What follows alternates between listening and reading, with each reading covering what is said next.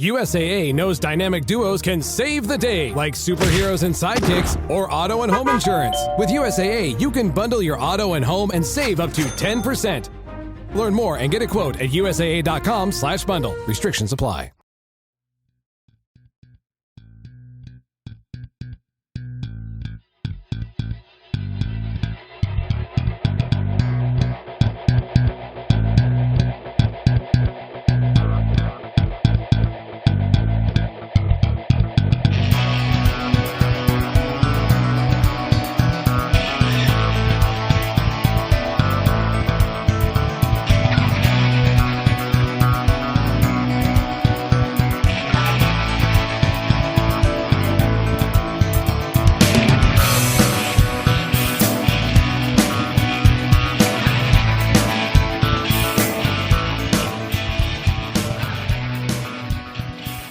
And welcome back to the Boundary Corner podcast with my partners Brian Siegler and Jonathan Talley. I'm Curtis Wilson, and this portion of this episode is brought to by Dr. Lord Jeremy Counts at the Main Street Pharmacy in Blacksburg. If you love this podcast, the Hokies, the town of Blacksburg, make sure you are supporting Main Street Pharmacy when you head to town. Whether you need prescriptions, a tube of toothpaste, or just want to stop, say hello, let Jeremy and his team take care of you. The money you spend at Main Street Pharmacy goes towards the things you support.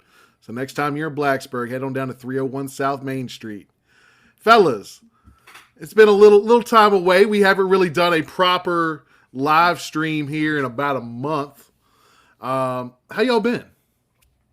Pretty good, man. I can't complain. Sports keeping me busy. Personal sports, kid sports, but ready for the real sports. There we go. Football. Well, as y'all both know, we were discussing before we hopped on here. It's hot. It ain't fun to go outside. It's not even fun at this point to go to the pool anymore. Like, the water's lukewarm. Like, you get out, you're immediately hot and dry. It's yucky. So I've been staying inside, chilling, playing video games, working. I mean, obviously, we've been doing Hokie stuff too, right, Brian? I mean, we ain't just been sitting on our hands and, not doing anything. Oh yeah. I mean, we put out a nice little episode a couple weeks back. Great space tally, by the way. Great space. You producing that all big of us, guy. man. All of us, man. It's a joint effort. Even you crazy folks that's in Hokie Nation, VT Twitter, it's all of us. Very true. Yeah, man. We put out that one. I mean, I appreciate the support. That one did some pretty good numbers, both, the night of, and then everybody kind of listening back. And then we put out the episode with the highlights there. So, I mean, appreciate everybody that really checked that out. And kind of hanging in there with us with a little bit of a new format there that we dropped on y'all. 100%. And while we were doing all that, and while we were being hot, watching kids' sports, avoiding vacations. I don't know how that happened to all of us this summer. Your boys decided to look at the calendar in the fall, and we circled a date. And that date is September 9th. All three of us going to head to the promised land of Blacksburg, Virginia for the Purdue game. It is an orange effect. I think that's no shock to y'all why Tally kept pushing that game on us. Perfect game. Pushing on us. Perfect game. Yeah, we are going to be there. I know me and Brian already making plans to be in town on Friday afternoon into the evening. Tally is still trying to put his game plan together. A lot easier going from Richmond to Roanoke than coming from Alabama up to Blacksburg. Yep. Your boys will be there, so we'll definitely be putting it out there where we're going to be. Hopefully meet some of y'all, obviously, who are on the space, y'all who follow every week. I mean, I'm looking forward, man. I hadn't been since 19. So it's been 4 years for me. Oh, it's time. It is time. It's time, man. It's probably time last year, but No, it wasn't time last year. You did good. You did all right to stay away last year. That's what it is. This is the year. It's time. This is the year. All right. Yeah, not last year. Tally's still feeling it. He's still feeling it. He's still feeling it. I'm feeling good, man. And it's awesome that we got to circle that date and all three of us get to go down. Yeah. And hang out and do some fun stuff. Tickets already secured. We ain't playing. Listen, I know y'all watching this. Black people, when we talk about doing stuff, at the end, everybody don't go. We ain't doing that. We already got the tickets. We got parking spots secured. I talked to the sponsor. We already talked to Jeremy at the Main Street Pharmacy. He's already blocking us 2 spaces off for the cars. We in there. We are in Blacksburg that weekend. And tonight, we're going to be in a lot of stuff. In recruiting, talking about a little bit of everything. And let's bring him on. Matej Sis, 247 Sports, Hokies Scoop. Big man, how are you doing tonight? I'm doing great. I mean, I always love chopping it up with you guys. I feel like the last time we did this, I don't know if it was like March or April, but you know, a lot of stuff has come to fruition since then. So I was just about to say, he did not give you a proper introduction. Oh, you got to get a man his flowers. He came on here. When was that? Was that in May? It was in March. March. It was in early March. Came in here in March, and the teller of truth, Matej Sis, is back to take his victory laps. I put an excerpt up the other day of a couple of things that you said, and guess what, man? All true. You was right on it. You was right on it. I went back and listened to it, and I was like, I guess he do know what he's doing. He does. I was a little skeptical for a while. I had to tweet at him when some of these started coming through. I was like, "Hey, Matej, let's come talk about it. Let's come talk about it." I said, I guess he do know what he's talking about. Well, Brian, let's hit it up, man. Let's start it up. Yeah, man. Let's start. Let's start. I mean, we talked about it 4 months ago. I mean, you said Hokies had a good chance to land Keylen, Brodie, Adams. Let's start there. The big dog here in Virginia. Last Thursday, it came through. So, what does it tell you about this staff landing a big-time recruit like Keylen Adams? I mean, it was sick. I mean, you know, obviously back in March we were talking about it. And, you know, at that point I was like, I feel pretty good about this. Like, I like where Virginia Tech is sitting. Like, you have to understand these recruitments go back years and years, back to the old staff. Like, there are people all over Virginia scouting this guy. Then it becomes a national thing. There are teams like Georgia involved. And for Virginia Tech to go there, this is undisputably the number one guy, at least on their offensive board. You can argue Chris Cole is the top guy, but you know, to set your sights on someone, the number one guy, and land him, you know, go into these big battles, it speaks volumes about the staff, you know, targeting these guys, scouting them, staying on them, building those relationships. And, you know, I was trying to think about it, and it's like, I know there was Gabe Williams this year, and, you know, this cycle has felt special for a variety of reasons, just other 4-stars, but you really have to go back to like a guy like Devin Hunter in terms of like how big landing someone of this caliber is. Yeah. Gunnar Givens is obviously up there, but, you know, a playmaker at wide receiver that can change your program. And there are top programs across the country targeting him to be their future number one, and Virginia Tech wins out. I mean, that tells you everything you need to know there. I mean, absolutely. You go through and look at his offer list: Alabama, Auburn, FSU, Ohio State, Penn State. You know, so many schools wanted this guy. He chose the Hokies. And the other big piece was Green Run. That's 757. Something that we talked about just a few months ago was that we hadn't got anybody big from there yet. And lo and behold, you know, we land Brodie here, and it's pretty sweet. And then all of a sudden we start looking in March. You said to us on this very program, the Hokies could have multiple players in the top 10 of this class. Didn't believe him. We didn't believe him. But once again, Tally, he told the truth. He told the truth. The teller of truth. The teller of truth. Because as of right now, 3 in the top 10. Keylen Adams, obviously leading the way there at number 4. Gerard Johnson. We've also got, you know, Chance Wiggin from down in King George. So 3 in the top 10. Guys like Eric Mensah, guys like Noah Jenkins, Josh Clark, 6 in the top 25. Which of these players surprised you the most when you were going? Because you already kind of felt. My assumption is you heard things about Keylen and you were like, there's a chance there. But what came out of nowhere when you saw either the last two or the commitment come up to say they got him? Yeah, I mean, it's crazy because, like, on paper, I felt like there was a good chance with them. Still feel like there's a good chance with Chris Cole, and that would be, 4 guys in the top 10. I think the last time Virginia Tech had at least 3 people in the top 10 in state was like 2017 or 2016. I put out some tweet last week about that. But, Keylen was definitely a little surprising. Obviously, since March, things have been trending in the right direction. I think with Gerard Johnson, like, it was between UVA and Virginia Tech, so I felt good there. I felt like after that official visit to UVA, Virginia Tech having the last chance there really cemented that. And then with Mensa, it was interesting because in the beginning of at least this year, his recruitment was kind of slow. There were a bunch of teams on him, and obviously he was very well regarded. And then kind of later on, Ohio State got in the mix a little bit. And that's when it started to kind of, so I would say he's probably the most surprising one because when you look at Virginia Tech historically, trying to get their number one guys at defensive tackle, it usually doesn't turn out that well. But, again, it's just a testament to the staff for being able to stick on these guys. And, whether it was Ohio State kind of in with one foot, or whatever, they stuck on him and they made him a priority and brought him into the fold. So I would definitely say Mensa was probably the most surprising of the 3 for me.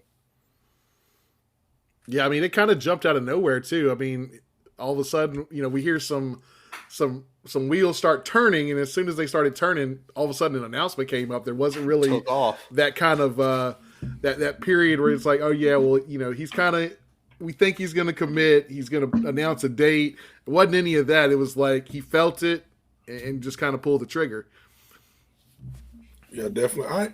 I guess for me, I was when Adams committed. Again, this is not saying this staff is Alabama or anything like that, but for me, being from Alabama, the Brodie Adams commitment kind of felt like the Julio Jones commitment way back when. Because Alabama's always been Alabama, but they weren't really known for like wide receivers like Julio Jones when he committed. And again, I don't know how much that y'all look at Alabama recruiting and stuff, but I think it may have been Nick Saban's first year, which was like 2007, and the year before they got like Marquise Mays, which that's kind of the receivers that we were used to Alabama getting. Yeah. He was a really good kid here in Alabama, but it wasn't like we thought he was going to go to a powerhouse at that time. But Julio, on the other hand, I think Alabama may have went 6-6 or something like that. Nick's first year. And then Julio, on the other hand, was like everybody wanted him. You've seen him. He was a man-child, went to a school called Foley here, and Alabama was able to keep him home. So, Again, I don't know the numbers for sure, but their recruiting ranking for them was always low. Oh, we're 14 or we're 12 or whatever. That year, when they got Julio, which was like 2008, they jumped up to like either 2 or 3. Next thing you know, they're playing in national championship or SEC championship against Florida and stuff like that. So, the Brodie Adams commitment reminded me a lot of like the Julio commitment of that time. So again, I'm not comparing the 2 schools, but I would love to see Virginia Tech continue the momentum and the trajectory. That would be wonderful. So winning some games this year is the first thing we got to do. Absolutely. Yep. And talking about winning, I mean, I think that's going to be a big part of keeping this train rolling. I mean, you got 3 in the top 10, 6 in the top 25 right now. You put some wins with that, it's going to make, some of the other ones that we were close on, that we were in that final 2 or final 3, that might be the thing that pushes them over and kind of gets us a couple more wins. So hopefully we can put some good games out there this fall and let the chips fall where they may, starting in 25. Absolutely. So, we still obviously got some big targets up on the board there. We got Matej White. You got Chris Cole, both here in Virginia. Cole, the number one player in the state. I think he's top 50 right now, 247 and composite, just an absolute stud all around. And then there's, they're talking about the hot streak. They're noticing these guys coming here. And you've got the things of, could they flip Fred Johnson from South Carolina? Can they flip Rainier here, who's here in the RVA out of Minnesota? So those 4 prospects, Matej, how are we sitting with them so far? Yeah, it's interesting. I mean, definitely I thought Matej White was going to be a commit, I would say, back in June, so a month ago. Obviously, things are a little tricky there. Just when you start going on these streaks, you start building up the class, and you're looking at guys like, now you have Brodie Adams as your number one guy, and you have Chance Wiggins coming into the fold, 2 of the best wide receivers in all of Virginia and some of the top receivers in the country. And now you're looking at the roster. You already have a bunch of guys that, you could bring back the following year. It's tough with the numbers, and I know they always work out. And, I've heard several things, but I definitely think that, Virginia Tech is still very high with Matej White. And I think, as a talent, he's right there with Chance Wiggins. I know they both play for the same high school team, but I feel like when you have that type of talent, you want to bring that in, despite what the numbers say. You'll always work it out. But my only concern there is simply if they're looking at this roster and, Pry is still trying to reconstruct everything, if he's just a little hesitant to put too many numbers in the wide receiver room. But I still think, they're sitting very highly there. He's still obviously uncommitted. Excuse me. Moving on to Chris Cole. I mean, Virginia Tech has been on him the longest of anyone. He's been to Blacksburg so many times. He has so many connections with this staff. And, it's one of those things where, I'm not saying it's a Josh Sweat situation, but someone that knows the school so well and is being courted by all these big programs, you start, they have nice toys too to play with. And you start to wonder, okay, the longer it goes, is he going to start to feed into that? Or is he a guy that, wants to resonate with this message of being the hometown hero? He's seeing so many guys from the state of Virginia. We talked about it, 3 guys in the top 10. Does he want to be the icing on the cake, the guy that brings Virginia Tech back? I think that is resonating with him. Right. I still think Virginia Tech is in the lead. I don't think this recruitment's going to end anytime soon. But I still feel really good about Chris Cole. And then a guy like Fred Johnson, again, another top 10 guy. I can't believe we're talking about this many guys in the top 10 in Virginia. But, back in, I feel like his whole situation in South Carolina happened very quickly. He got an offer. He went on a visit. All of a sudden, he's committed. I know he's very close with Brodie, and I know there was a little bit of movement there from South Carolina that they were targeting Brodie with him. And I think that was part of the reason that, he wanted to go to South Carolina, kind of start their own trend. And now that Brodie's in the boat, I've been hearing, there's been a lot more smoke there. So all to say that I would have shut that down a month ago, but I think Virginia Tech is really pushing hard now. And, I'm not going to say I'm predicting a flip or anything, but I definitely like where Virginia Tech is sitting right now. And, that recruitment is far from over. And then lastly, Rainier, he's a guy that I did put in an initial crystal ball. I thought he was going to go to Virginia Tech. Obviously, some things happened. He ends up in Minnesota. You start to wonder, as this cycle continues, is a guy like that from Richmond that has a spot with Virginia Tech, with all these guys we're talking about, is he going to want to go all the way over to play in the Big Ten, to be in Minnesota, cold winters, all those sorts of things? He likes the message there, but he knows he has a spot. So I would say he's the most likely of a flip candidate, and definitely still has a spot. Flip them all. Get them all. Flip them all. Everybody. But it's the whole momentum thing, right, y'all? Mm-hmm. It's you're seeing Brodie, you're seeing the top 5 guy, you're seeing knowing them from Highland Springs, you're seeing guys, and this is the best part. It's not one area of the state. It's Richmond kids coming. It's Nova kids coming. It's kids out on the Eastern Shore. It's the 7-5.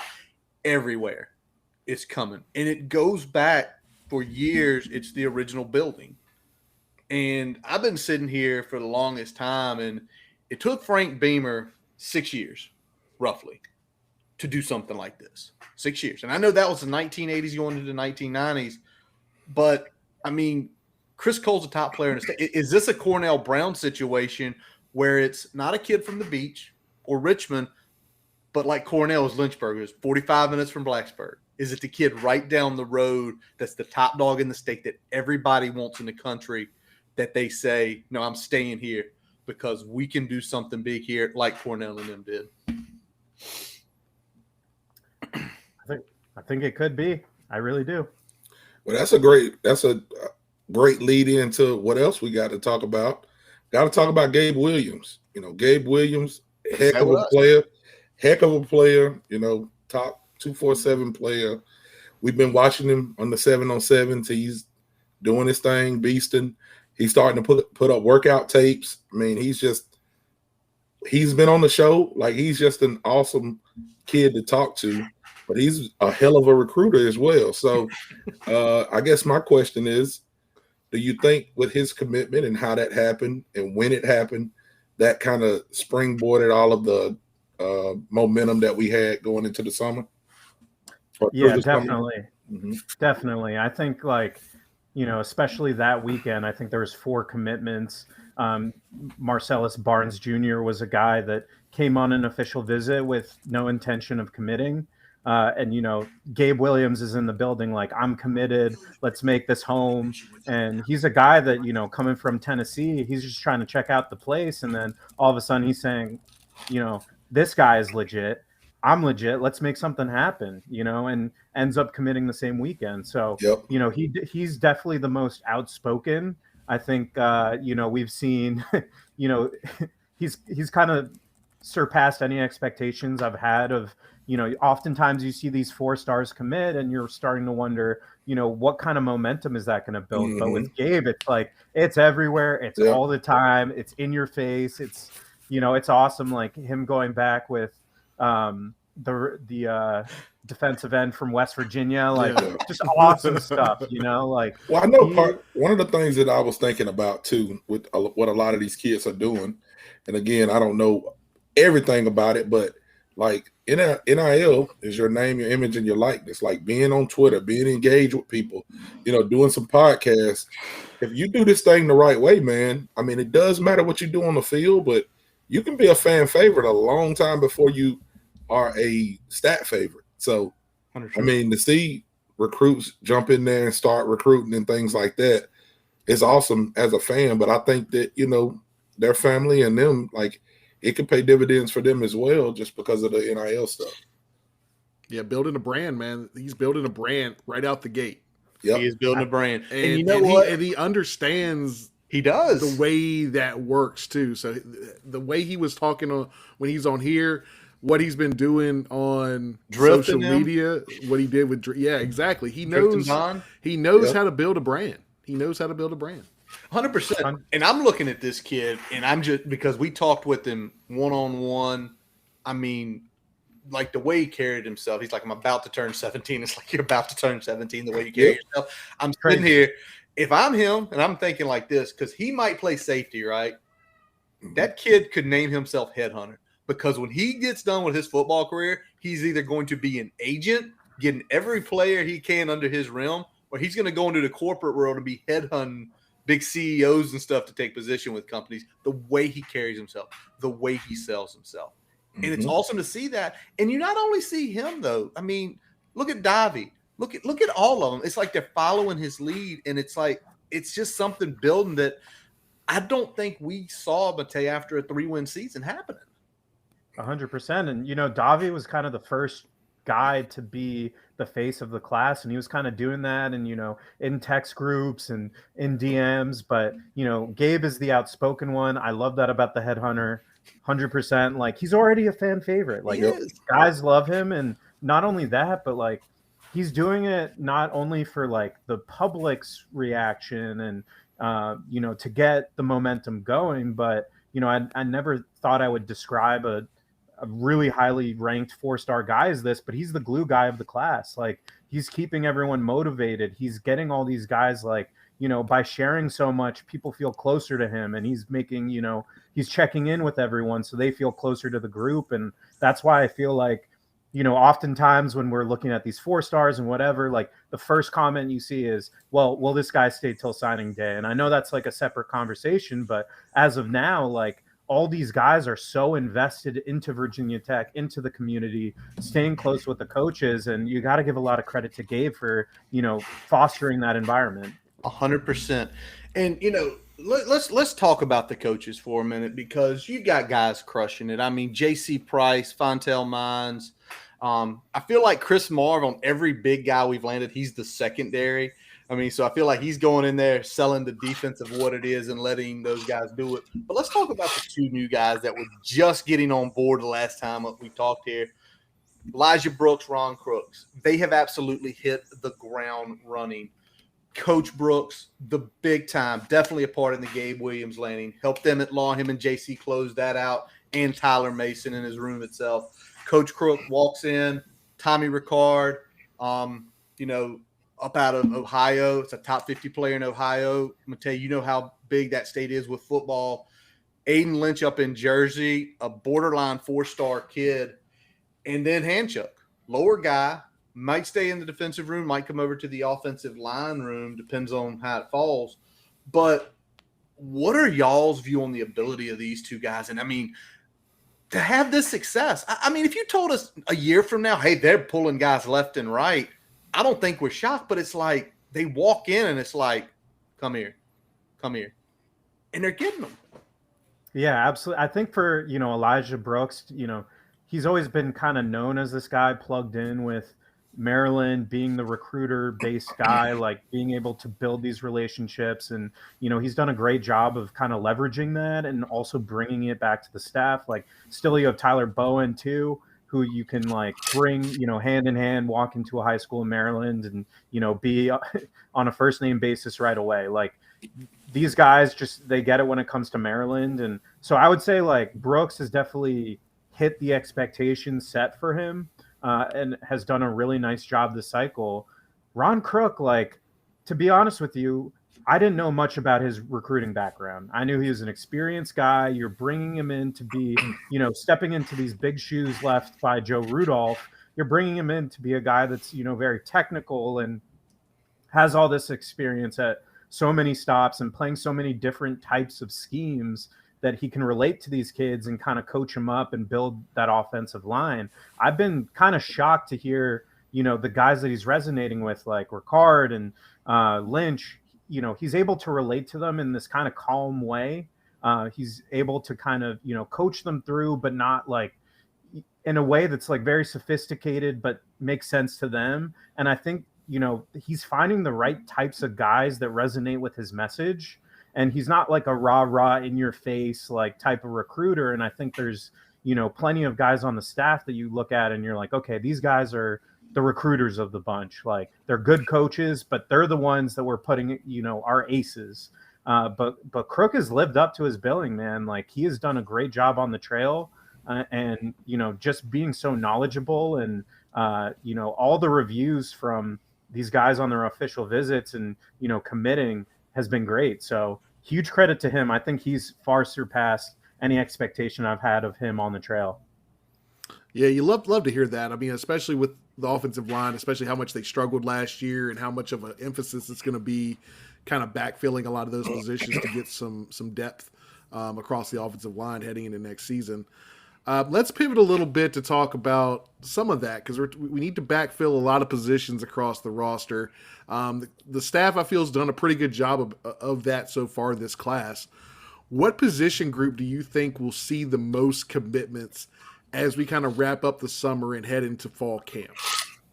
Yeah, I would definitely say they're looking to bolster that linebacker room, maybe add another defensive end. And I think already on defense, you're kind of done there. Like, maybe Rainier in the back end, looking at guys like, Fred or Chris Cole to fill out that linebacker unit, which would be absolutely stacked. And then, mainly for offense. I think you feel good at receiver. You have your quarterback. You have a running back. Building out that offensive line, maybe adding 1 to 2 more guys. I think they're kind of slow playing that offensive line room right now. Like, I don't know if there's any definite names that jump to the top in my head right now, but that's the thing too. Like, you always have the transfer portal coming up.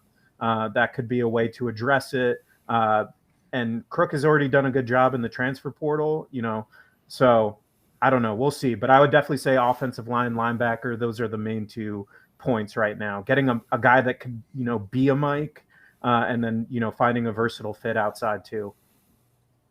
Yeah. And the whole thing is that what we saw for years prior to this was sort of the unbalanced recruiting cycles. I think right now we got 3 on the offensive line. You just said it. We need a couple more.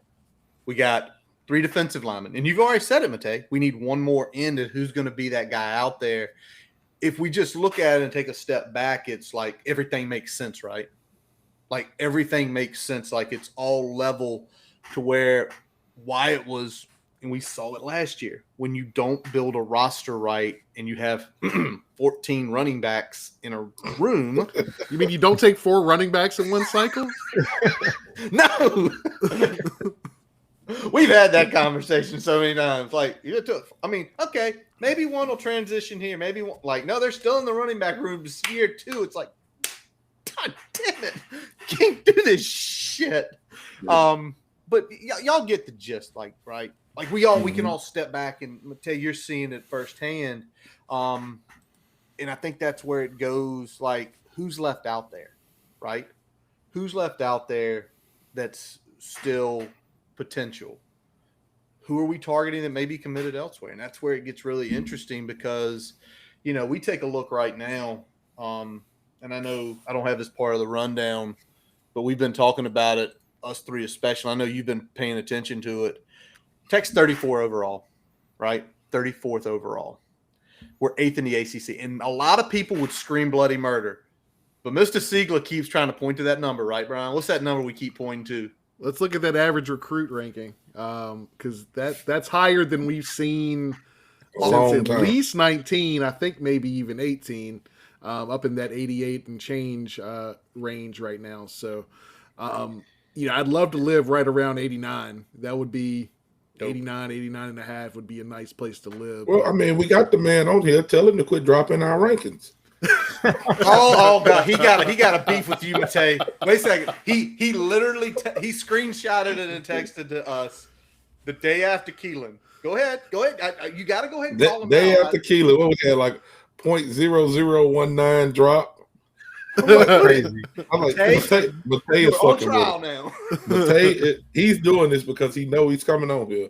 And I promise it's not me. I promise it's not me. Every time I go on a podcast and try to defend our rankings experts, it always happens. It always happens. And it's the most frustrating thing. Don't get me, I like seeing the reaction because it's pretty funny, but it's crazy. But here's the thing I ask, and this is where, I don't understand all the metrics, and I'm sure it's data and all this. What changed with Keylen Adams in one day? He's still, we look at the profiles. The only thing not certified him is his 40 time. His height, his weight. A lot of your rankings guys have seen him in action, and it's like, legitimately, the only thing you don't have is a laser time 40, but you saw the kid play. If you did not feel like he was fast enough, you wouldn't put him in the top 150. You wouldn't put him as a top 5 player in the state. You wouldn't put him, upper, right at the mid 90 level. And that's why I think that's what gets us. It's like, what changed? And the only thing that changed was he didn't go to Alabama. He didn't go to South Carolina. He didn't go to Ohio State. He came to Virginia Tech. It's always like they always look at it. They look at every commitment. They look at the guy. They reevaluate. It must be some UVA intern. It's got to be. It's got to be. That's the only way it makes sense. Got to be somebody messing with us. Got to be somebody messing with us, man. We see Davi's ranking drop. He hasn't really camped anywhere or anything. And by all accounts, he's gotten taller since he was a 4-star. Yeah. So, Sometimes it doesn't make sense. Wait a second. Navi got dropped because his parents don't have athletic backgrounds. Oh no, you can't say that, dude. His dad was a fucking killer in the UFC. Matej, you are such a good sport on this, man. And we got more. I'm trying. We love you, man. You know that. Before we get into more topics, because we got a lot more stuff to cover, we got to pay some bills. We got a quick pause here for a message from our digital partners. As we take a quick break, we'd like to tell you about getting your free website report from our digital partner, Grassroots Digital Marketing Studio. They'll tell you how your website ranks on Google, on-site SEO, and social media. No commitment to buy anything. You can get your free report by visiting grassrootsdigitalstudio.com/free-website-report. Now back to the episode. At Starbucks, we've more than doubled parental leave for full and part-time baristas, giving them up to 18 weeks of paid time off, so they can be there for early bedtimes, late nights, first laughs, and spend more time with the best company they know. At Starbucks, benefits like parental leave are just the start. Learn more about Starbucks industry-leading benefits at starbucks.com/partners. And we are back. Oh, Tally, you on mute, big dog.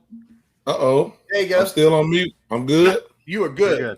Hey, man, we back. Sometimes, y'all, we do shoot this live, so sometimes there is a little bit of technical difficulty. Sometimes it's user difficulty. But we are back with my guy, Matej Sis. I told him before we started, I thought his name was a villain name. He told me he's a superhero, so you take it how you want. Is that a good guy? He said he's the good guy. He's not the villain, but he's got a cool name. But yeah, he's here chopping it up with us a little bit. We've been grilling him a little bit, having a good time. Next thing we'll pivot to is talking about Coach Pry. Coach Pry talked about his 6-hour footprint, which we've been doing a pretty good job of staying in. We've got a lot of say local kids, Virginia kids, DMV kids. But Marcellus Barnes Jr. is one of our higher ranking recruits that we got. He came out of the East Tennessee area, committed right when Gabe, or same weekend Gabe committed. So great to have him in. Like I said, another 4-star guy that we have.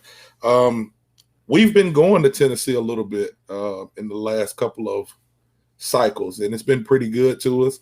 Do you see us continuing to go to that Tennessee area and create those relationships?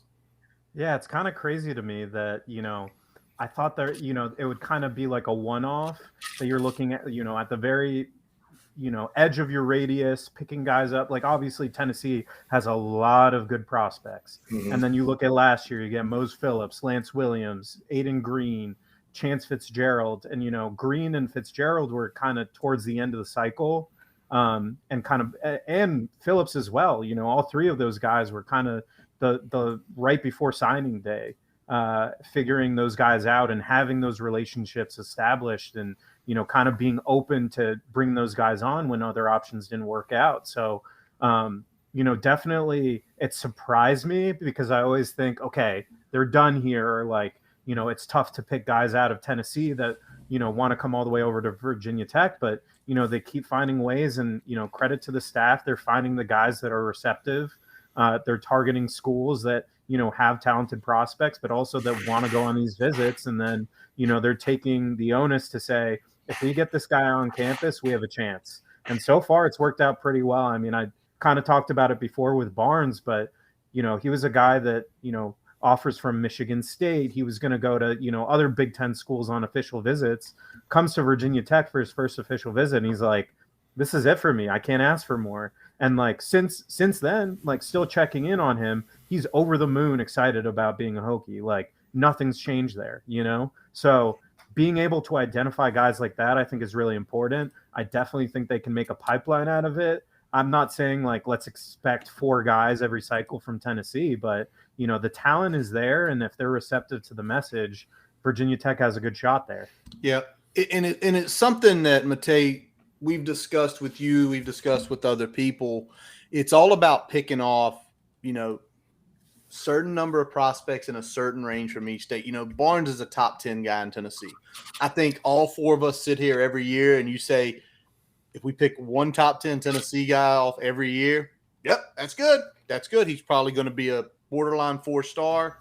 He's probably going to be athletic. He's probably, to your point, Tally, some of those schools down that way that are good football factories. So he's probably coming from good coaching. And I think that's a big thing. And I think that's what we got to keep looking at. And that radius thing, Tally, you talked about there. I mean, we've seen it with the exception of Davie down in Florida, which you don't count Florida because Florida and parts of Georgia, it's out of your radius, but it should never be out of a radius. You got to do that. But I want to flip over to this, staying into the kind of geography talk here. Let's talk about North Carolina. The state of North Carolina does have the second most, commits for Virginia Tech right now, and that's at 3. And you mentioned to us back in March that you thought, Charlotte was going to be a big, heavy hit area. And so far, it's not been that heavy. Only one commitment, Quentin Reddish, who recently, Tally, believe it or not, Quentin Reddish got a bump. I don't know if you saw that. Got a bump. So they're not all against us, but he recently got a bump. But do you think they're going to gain more traction down in the Charlotte area this fall, or is it just for this cycle, just some things didn't break the right way? Yeah, not all the predictions coming true from March, unfortunately. But, Charlotte still is that targeted area. I would say it's, outside of Virginia, that's the spot that the staff is really targeting. The thing about North Carolina in general, a lot of guys in the top 50 are from those Charlotte areas. If you look at the top 50 of North Carolina, nearly every single player is committed. I think there's 44 out of 50 guys from North Carolina in the database that are committed right now. And it's because it's such a talent hotbed. They've invested into football recently, and they've really gotten so many guys to come over there and play for these really big programs. And it's, across the country, these schools are coming in and building these relationships for years. And, admittedly, I thought it was going to be more fruitful this year, but I think this is definitely an area to keep your eye on in the following cycles. Because, as Virginia Tech begins its rise, whether that's recruiting momentum or on the field next fall, and they really start to get it going, this is an area that instead of going to Louisville or instead of going to Georgia Tech or, all these other various schools that are involved with that area, UNC, Virginia Tech is going to become a place that's going to become very familiar. So it's definitely tough in North Carolina, but that's the area that, this staff is really working hard to get, some inroads in. Yeah, and let's talk about that a little bit, because when we had Pry on, he talked about how he still feels like, in terms of the relationships, particularly I think probably the 6-hour radius versus the Virginia relationships, they're still kind of building that, right? They're not quite getting guys on campus as early in their high school career as he would want. So that might be something that when you look at Charlotte area, you talked about how, you got so many kids in North Carolina that are already, they've given their commitment so far, right? So unless we're flipping some of those guys, the window's a lot narrower now. That might be something when we look long-term into 25, maybe 26, where we start making some more inroads when we're getting those kids on campus a lot sooner in the recruitment cycle and have a better shot of kind of getting them earlier in the spring and early summer window instead of having to kind of push later in the cycle. Let's pivot a little bit because, we talked about bringing the guys in. Let's talk about a couple guys that went out.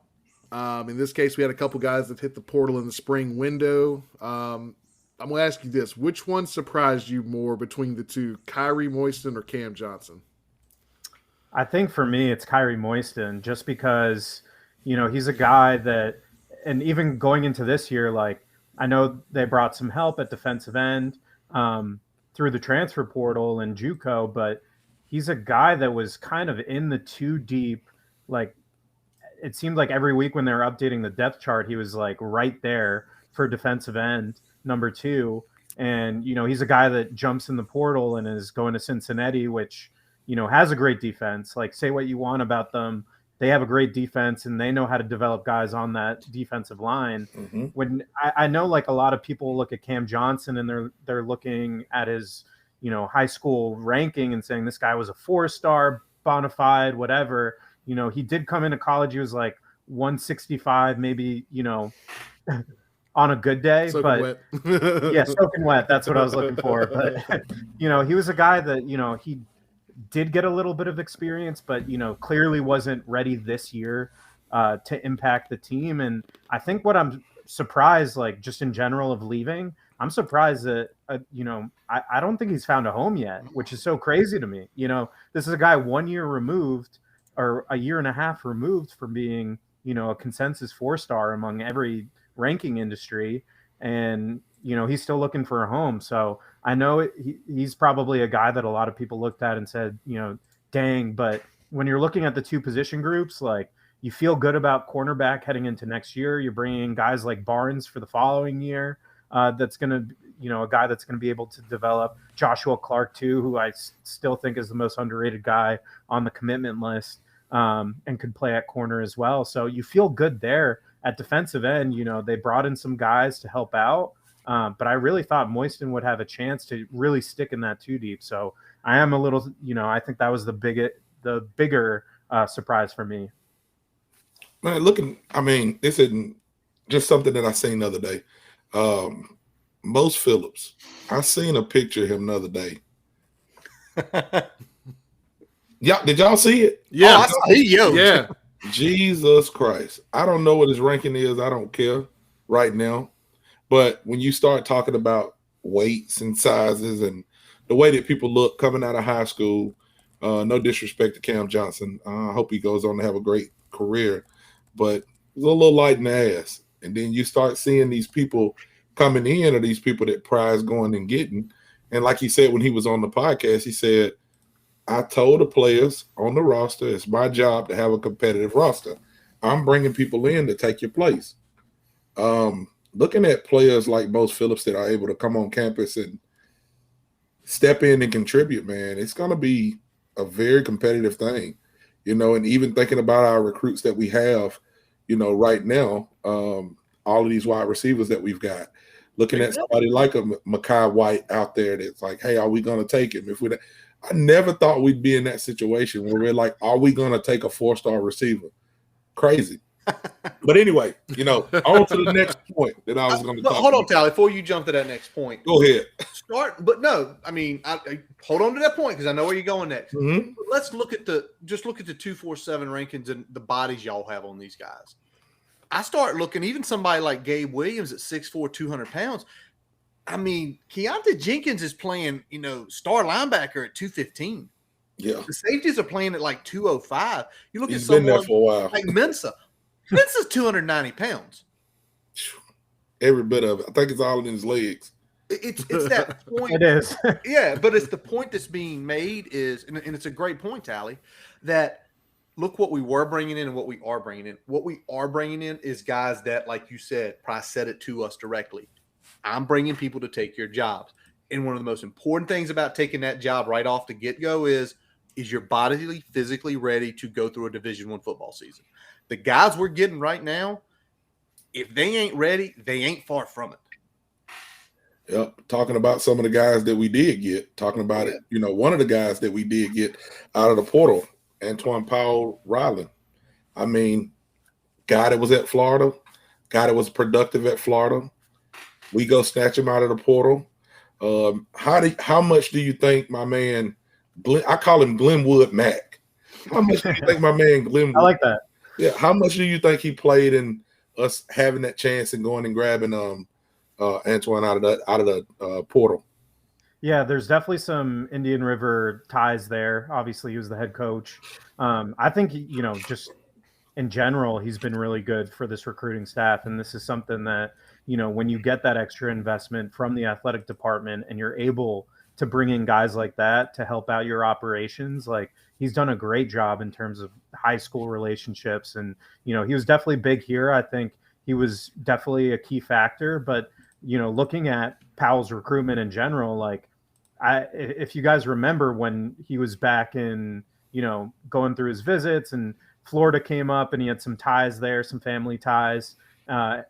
Virginia Tech was always right there. Like it was always Michigan, Oklahoma, UNC. They were kind of shuffling out there. Virginia Tech was always at the top. And then Florida at the last second, he decided to go there. And, I think he figured out really quickly, this isn't the best fit for me. They're more of a 3-4.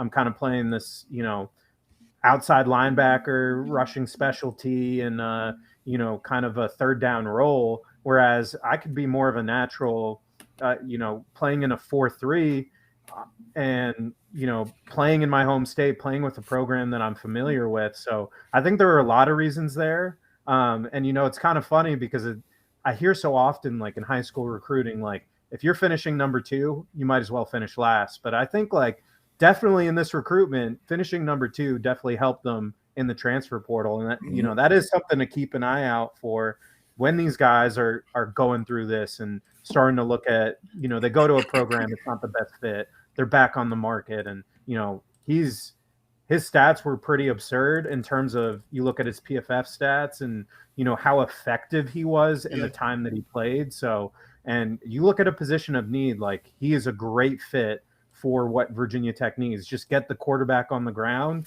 That's what they need. Go kill quarterback. That's all you got to do, and that's all he is going to do here. And it's good to hear that, because I think in the era of transfer portal, we've talked about it with you before, and we've talked about it amongst ourselves. Those relationships going forward after the commitment, yes, they're still going to be recruited after the NLI is signed. I'm sure I've got a feeling, talking with Brent Prowell here, I got a feeling there's like an agenda to say, all those kids that we didn't get, make sure they're doing okay. Not Absolutely. only probably being genuine to say, check on them, make sure they're doing okay. These kids are going through changes, but it's also a business approach to say, you know what? If it ain't going okay and they keep seeing your number pop up, checking in on you, hey, you doing okay? How's camp going? It resonates. It resonates over time. Let's talk about the other kind of big land in the portal after the spring stuff was Clayton Frady. That kind of came out of nowhere. Clayton Frady out of Gardner-Webb. It happened almost too late, because I think it was just a day or two before the portal closed to where we would not have been able to land him. Obviously some all Big South honors, got preseason All-American honors, so played primarily right tackle, did play some left. What pieces fell together for him to land in Blacksburg? And do you think from what he's done in the past, is there a legitimate shot he could play this year?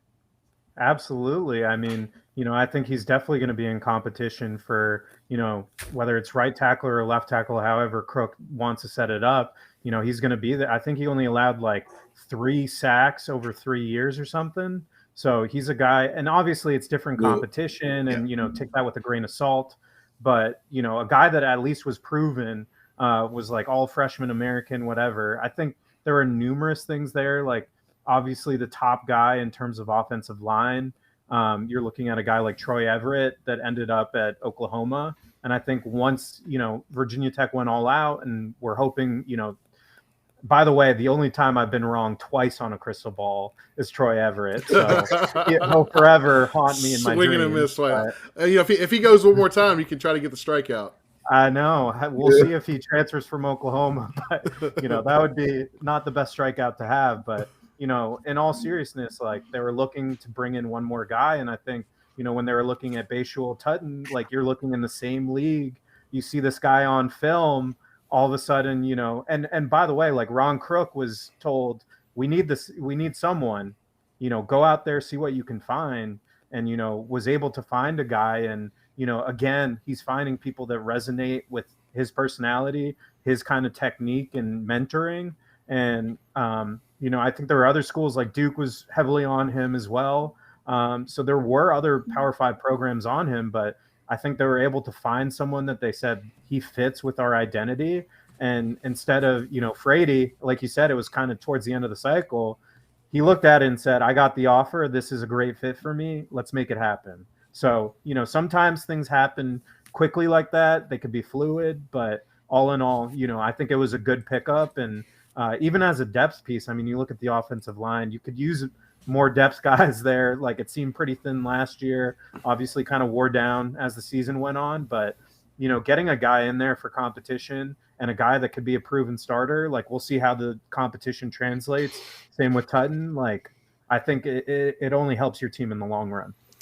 Yeah, and you talked about the step up there, and you talked about the competition for him being Duke in there. And when you talk about Duke and FCS linemen and being able to do something well with that last year, if they're targeting the same type of prospects, That's probably a pretty good sign. So let's pivot a little bit to talk a little conference realignment. Definitely a big topic out there right now. We got a new round of speculation with ACC Media Day and then some more rumors about FSU out there. If the Hokies in the near future were to move on from the ACC to either the SEC or the Big Ten, how do you feel it will impact Hokies recruiting and, as an extension of that, their ability to compete at a high level against whoever their new conference opponents may be? Yeah, I mean, I think with anything, it's going to take time. Like, I've always thought that Virginia Tech was going to enter the Big Ten, even dating back to like 2016. I always that seemed like Sands's, memo, like just increasing the school, getting the capabilities. Like, I always thought they were destined to become a Big Ten type of school. And I definitely think like you're starting to see, I kind of talked about it with Glenwood Mac a little bit. Like, you're investing in the staff, you're investing in your facilities, you're investing in these people, making sure everyone's accounted for. Like, the athletic department is really prioritizing football and they're putting the money behind it. And now you're talking about actually having a budget for it, not just maxing it out, like getting the TV deals. You're talking about playing bigger opponents. I think it would greatly help recruiting. And if Pry can do anything, give him a bigger wallet and he's going to make it happen. Tally, I think you hit a good one with the Glenwood Mac. I think that's going to stay. Yeah, I don't know why, man. When I seen his name, I was like, it keeps making me think of Fleetwood Mac. So I was like, yeah, Glenwood Mac. Yeah, we gotta throw that in there. But yeah, try to work it in there. Definitely. But talking about the conference realignment and things that we can do different and we've done different. You guys talk to a lot of high school commits and recruits, and you talk a lot about NIL. I guess, have you talked to any of these guys about NIL and how the Hokies stack up to maybe some of the people that are recruiting against us?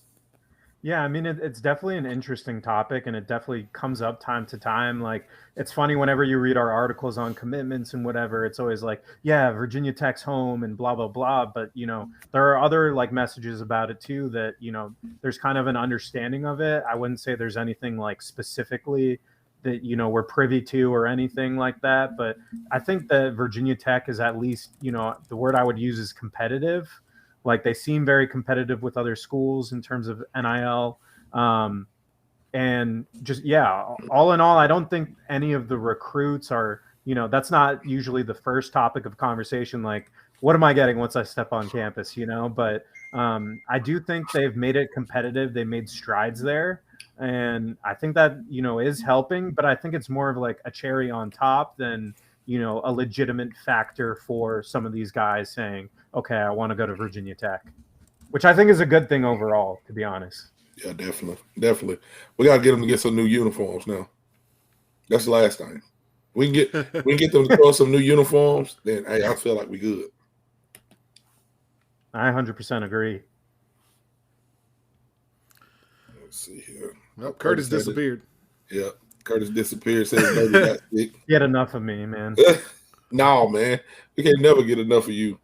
He said baby got sick, so he's we're gonna roll this one through. So let's talk about this last topic because something came across today regarding NIL and a little bit about the transfer portal with the bill from Congress, the bipartisan bill.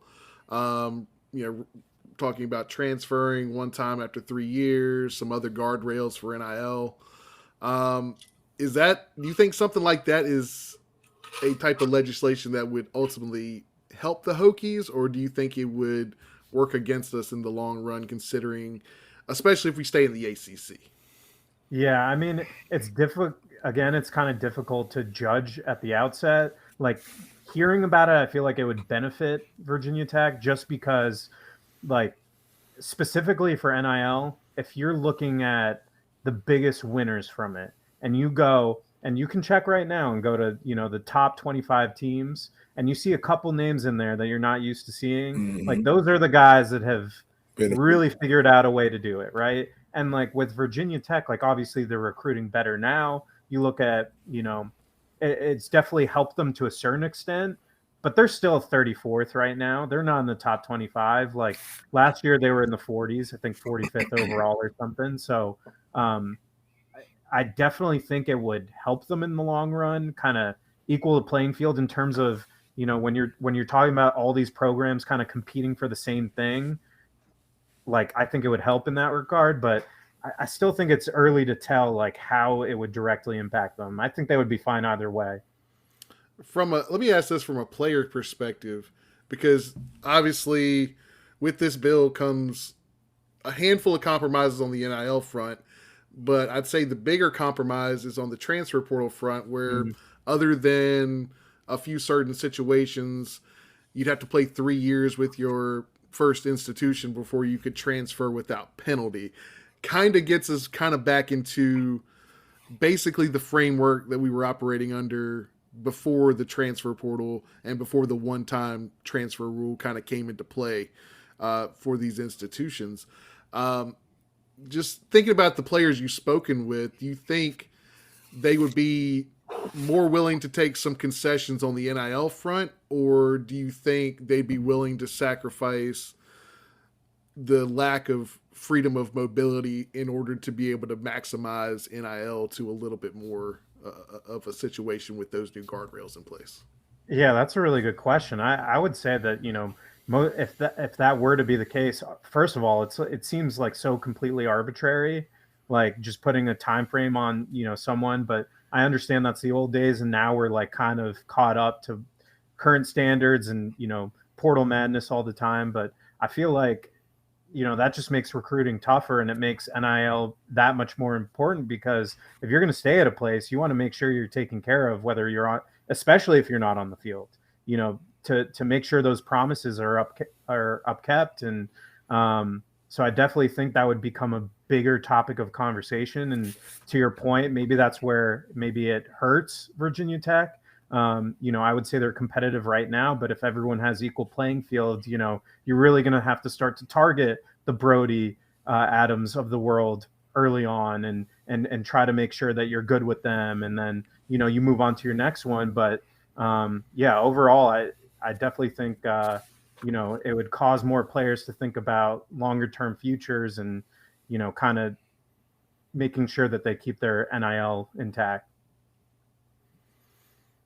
Yeah, I just was, when looking at that, I was like, I was trying to think back to my playing days, and like if I had something in place like that, would mobility matter more to me, or being able to make the money? And obviously that's a different conversation, probably depending on who you are and where you come from and everything like that. But